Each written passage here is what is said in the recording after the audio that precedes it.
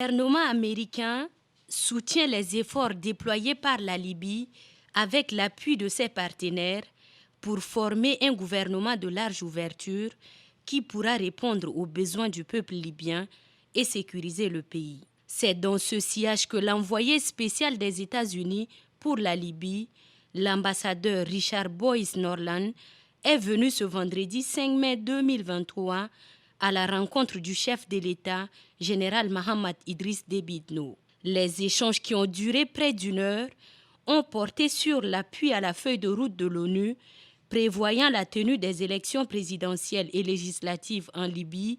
d'ici la fin de l'année. Au cours des discussions, le diplomate américain a également exprimé ses inquiétudes par rapport aux violences en cours au Soudan qui pourraient saper les efforts visant la restauration de la paix en Libye. Avec ce qui se passe en Soudan, c'est clair que la Libye doit se réunifier les institutions sécuritaires pour sécuriser les frontières et pour empêcher que ce qui se passe en Soudan entre en Libye ou que la situation dans le sud de Libye, qui n'est pas tout à fait stable, donne une façon pour les gens d'envoyer des armes ou autre chose pour les combattants en Soudan. Et de notre avis, le message très clair des États-Unis, c'est qu'il faut résoudre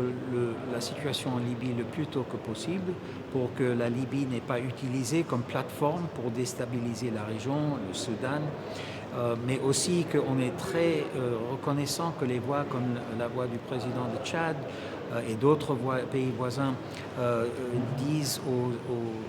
Libyens, aux leaders libyens comme nous, le disent que c'est le moment de résoudre vos